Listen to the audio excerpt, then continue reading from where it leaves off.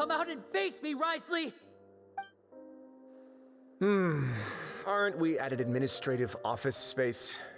Why don't you at least try to follow even a couple rules from the fortress's indoor management regulations? What did you do to my sister? I ran into the young miss at the infirmary. I'd heard that she was suffering from quite the migraine, so I decided to invite her over for a cup of tea. I do have some teas in my collection that can work wonders against such an illness. Stop joking around! Where did you take my siblings? I have also heard that your performances are quite the spectacle. Miss Lynette would sometimes enter a box filled with water, only to emerge the next second from another place altogether. Maybe she'll appear behind you right now if you were to turn your head. Is he trying to trick me into turning my head? No, he's probably not looking to attack me right now. All of the hostages are in his hands, and he's even in the mood for small talk. That means Lynette is probably still alive. You knew we were investigating the infirmary from the start, so you deliberately aroused the Traveler's suspicions and baited us into continuing our investigation, just so that you'd be able to kidnap Lynette. As for Freminet, no, you probably didn't even interfere with Child's escape. You let him go, so you could purge the Fatui members that we had planted into your ranks. There was no need to do so. The fortress of Meropide is a pretty pleasant place. Most people enjoy their lives here. The only ones who act differently are those with personal agendas. It was quite easy to identify your colleagues. You removed our original members and spread the news of Child's escape so Father would assign our team to come down and investigate. Freminet has also fallen into your hands, right? If you're oh so omnipotent and so in control, why would you need hostages? One correction.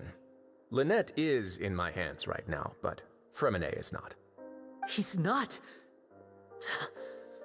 What do you really want?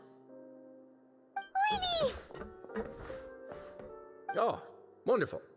Everyone is here, so I'll only need to say this once. Thank you so much for cooperating with me. Eager and to the point, I see. Alas, only Miss Lynette is currently having a cup of the fortress's finest tea. Although, as per your original plan, Mr. Freminet should also have returned to the fortress by now. But he has neither shown up within my gates, nor has he been taken into any kind of custody. So where do you think he may be right now? Wait, you can't mean... You locked him outside in the sea? I closed the fortress's gate to the outside world. That's all. Freminet's a star diver, so he should be fine, right? No, we're still here, so he definitely tried to find a way to come back for us. So we can't assume he might have made a break for the surface. But why would I do this, you may be asking? To have an audience with you, of course. My intel tells me that Mr. Lyney is a great magician, so it's only natural for me to want to have some cards of my own when it comes to negotiating. Besides, I do recall you mentioning to Miss Lynette that you've always wanted to have a face-to-face meeting with the Lord of the Fortress of Meropide, regardless of whether it was in a personal or a professional capacity. Well, you got your wish. So, you've been keeping tabs on us before we even set foot in the fortress. Some of my folks just happened to hear a thing or two, that's all. In any case, I will be straight with you. I was willing to play dumb and turn a blind eye, so we had a pleasant few days playing games together here.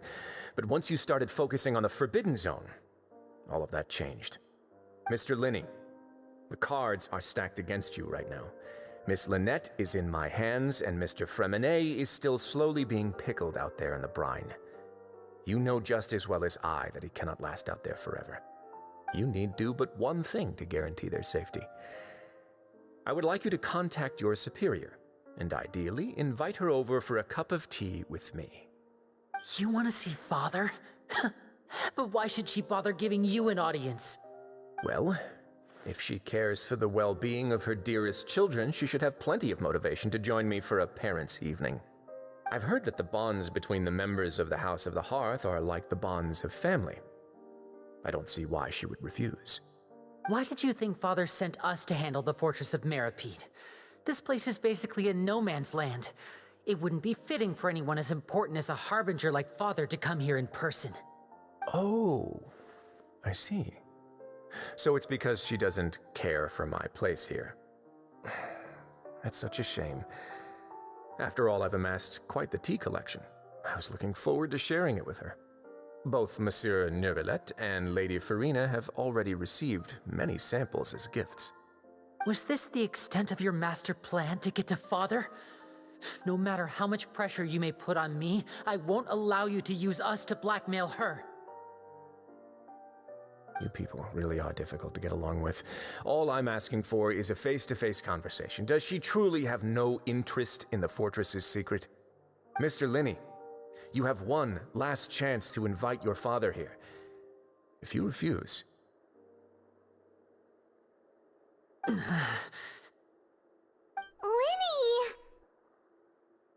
Instead of asking why I'm doing this, why don't you try to see things from my perspective for a second? From the very beginning, the Fatui has been actively infiltrating my fortress. I gave you a warning by cutting off the first few operatives I found, but that only caused you to double down. Had you given up on the fortress then and there, I'd have no reason to want to talk. Mr. Freminet left the fortress on his own, and Miss Lynette tried to pry out my secrets right in front of me. No matter how you look at it, the responsibility for this falls on you. I shouldn't ask Father to do anything because of us. 6, 5... Wait, 2, 1. Time's up. It really is a shame, Mr. Lyney. Wriothesley! Negotiations have broken down. Please leave, ladies and gentlemen. It's time for my afternoon tea. Yeah, listen to the Traveler. If you can't talk to Lyney, can you at least talk to us? You do realize that I'm only letting you go because of Neuvillette, yes? You're here helping him out, and I've already done my best to stay out of your way. But that doesn't mean you can just do whatever you want. The fortress may be small and remote, but it still has its own set of laws.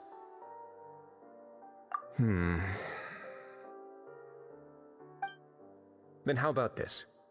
Those who are capable deserve respect. You've spent quite some time investigating my home turf by now, so why don't you tell me a thing or two about what you found, I'll ask you 3 questions. Answer all of them correctly, and I'll agree to your request. Question 1.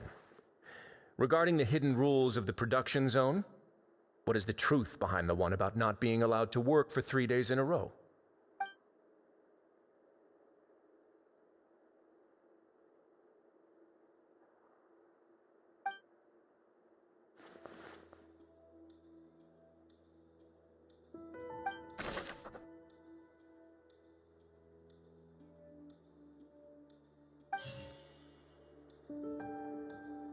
I've been told that the infirmary is always empty.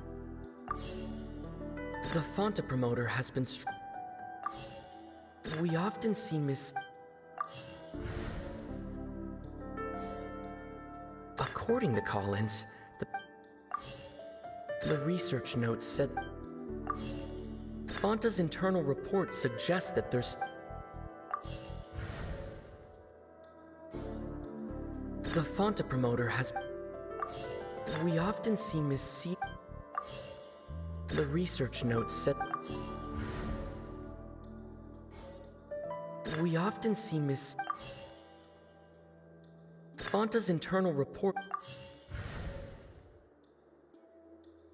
I've been told that the So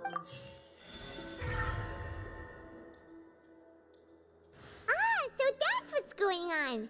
Paimon understands it now. Who would have guessed? The hidden rule of the production zone. People are not supposed to work 3 days in a row, and if they do, they'll get strange meat in their welfare meal. At first, we thought this strange meat must have something to do with the people who disappeared, but in reality, they were all prepared by Sijuin, the head nurse. She often visits the production zone to observe the workers' health and makes a note of anyone who has worn themselves out after 3 full days of work. Out of her sense of duty as the head nurse, as well as her genuine concern for the workers' health, Sigewinne visits the cafeteria right before lunch and cooks an extra dish for those who can use the stamina boost. Sigewinne has only the best intentions with her surprise gift and doesn't want anyone to find out about what she does. However, unfortunately, Melusines as a race perceive the world differently from humans, and their sense of aesthetics is even more alien to us. The recipients of her lovingly prepared special meals cannot taste the care within and usually just freak out. Are we on the right track? Not bad. You've uncovered Sigewinne's secret and even guessed her intentions correctly as well. It's nice to know that her efforts have not gone unacknowledged. All right, now for my next question. There are also some hidden rules in the Pancration Ring, including the one that you're not allowed to support both sides of a fight. Why is that?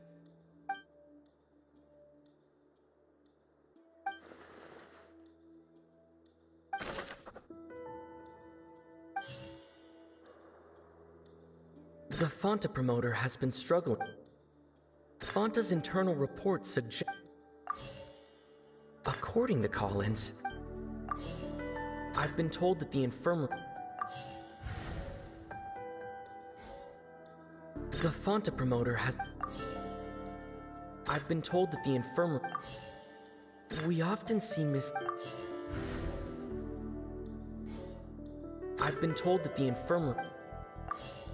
The research notes said that the Fanta promoter has... The research notes said Fanta's internal report... According to Collins...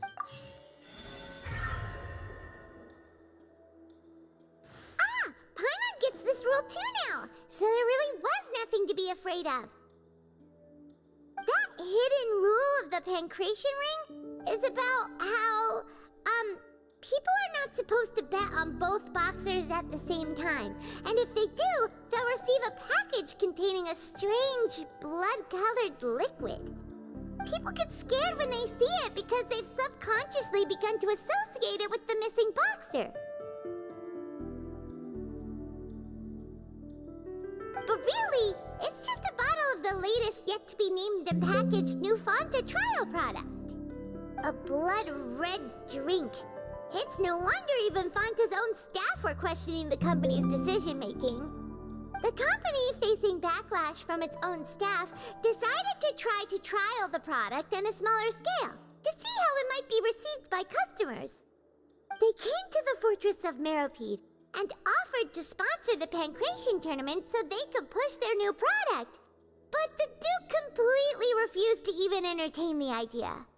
The Duke, knowing how valuable coupons are in the fortress, knew that only total idiots who didn't understand their true value would bother buying a Fanta product here.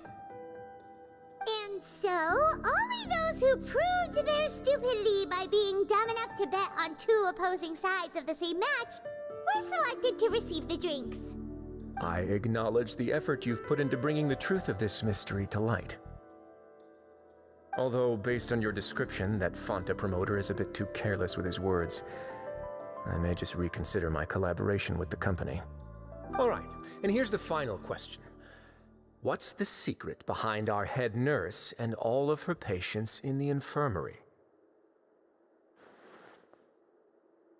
Stop your cruel and pointless games, Wriothesley!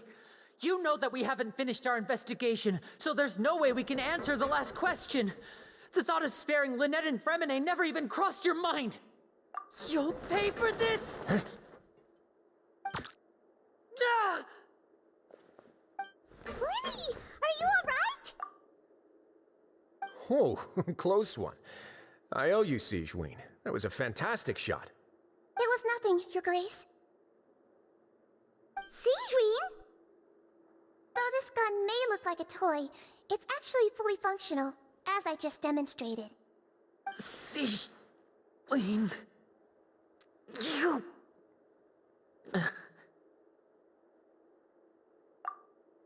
Not at all.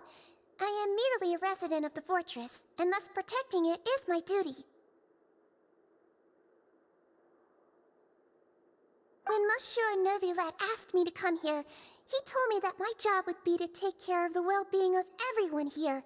I am merely discharging my duties. But if you mean what you just said, then isn't Lyney someone you should be looking after as well? Isn't he a resident here just like the rest of us? But I really am just doing what Monsieur Nervulet told me to do. Everything I did, I've done to protect them. Had I not, they would be in far more dire straits right now. His Grace knows it too, right? Your Grace? Mind proving my innocence to them? My dear Sigewinne, whatever shall I do with you? Would it have killed you to just wait another minute or two? Well, it's nearly time after all. The way you do things can be truly frustrating sometimes, Your Grace. I figured I should try to talk some sense into you. What are you talking about? What time? Take me if you want. Let them go. How touching. Can you just give me one more minute? Don't be like that, Your Grace. All right, everyone, calm down. 2 more visitors will be arriving any time now. I'll go get a cup of tea. Miss Sigewinne, I leave Miss Lynette in your care. You... What are you doing? I believe I hear footsteps.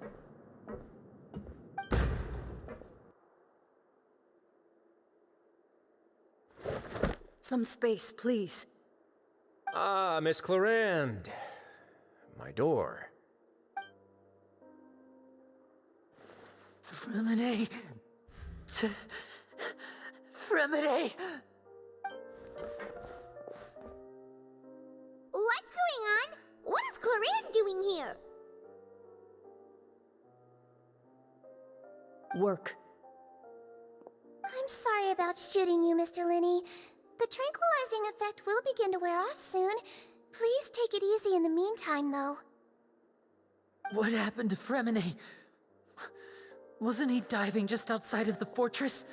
Why is he looking like this?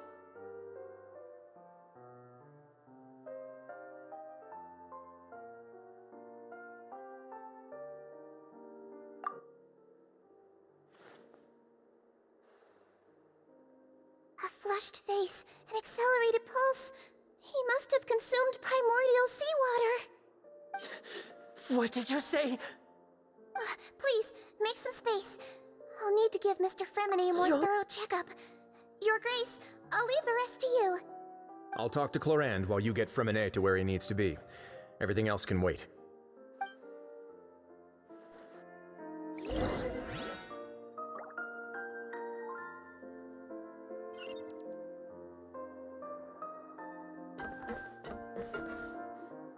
What's that look on your face? I thought I made good time on the way back. Oh, I'm just admiring your punctuality. Had you arrived just a few minutes later, Sigewinne may have been forced to shoot Mr. Lyney again. How's the situation out there? The water has changed. It's pretty much as expected. The concentration of primordial seawater has increased significantly. I was only out there a short time, so it wasn't too bad. But if one were to stay for any significant amount of time... well, you can see how that boy's doing. Where was he when you found him? The abandoned zone at the end of the pipes. A good distance into the water. Closer than I thought. He must have recognized it early on and tried desperately to swim back. Locking the door was necessary. I don't think we could have saved 2. Well, I did try to convince him that I had my reasons. Never seems to work, though. It would probably work on Neuvillette. He has a knack for picking out who had good intentions, even when the outcomes were all terrible. That's a bad sign if you're having to plead your case to Neuvillette. Want some tea? Not particularly. If you want to drink some that badly, just say so. Fine, I'd like to get some tea. Want me to get you a cup too, since I've already made it? Might as well then, I suppose. Actually, do you have a towel? I would like to dry my hair.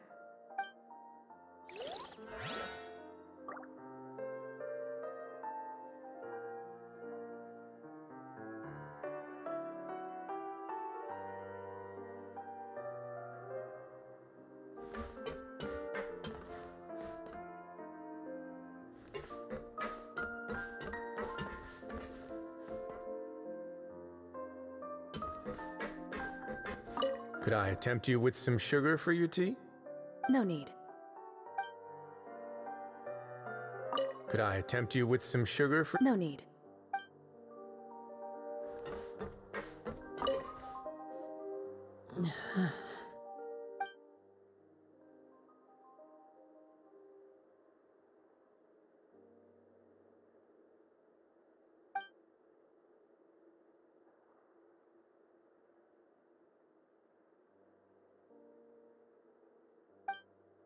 How is he? These symptoms are probably caused by an acute ingestion of a large amount of primordial seawater. Still, his condition is not critical. Of course, it would be best if he stayed for further observation. Let's leave him here for now, and move him to the infirmary once he's recovered a bit more. Sorry. I am aware that the infirmary may not be your favorite place in the world at the moment. We do only have a single clinic in the fortress, however.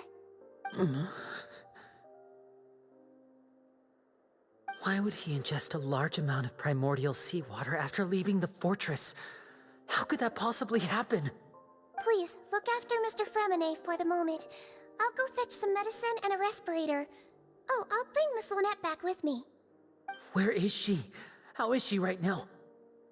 Oh, she just took a nap in an empty room after I tranquilized her. If my calculations are correct, she should also be waking up right around now. You might not believe me, but His Grace and I actually made some snacks and tea for her.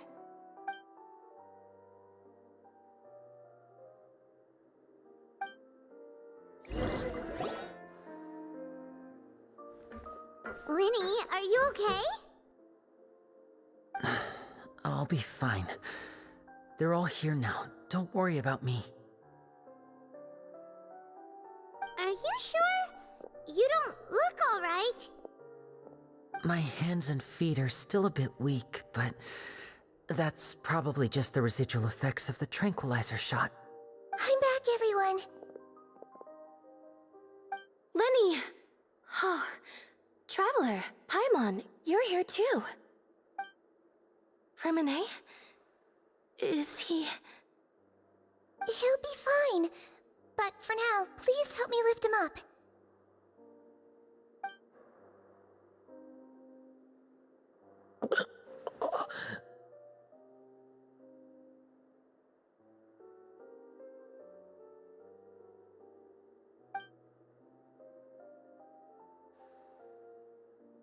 His breathing's beginning to slow down. Give me a hand and help me get him to the infirmary. Yeah, I'll take him from this side. Lynette, together? on it? Traveler, you seem pretty worried about him. Want to come with us? The Duke and Clorinde are gone. They probably went to get some tea. The Duke will explain the truth in just a bit. Miss Clorinde will need a break, since she only just returned from rescuing Freminet out of the sea.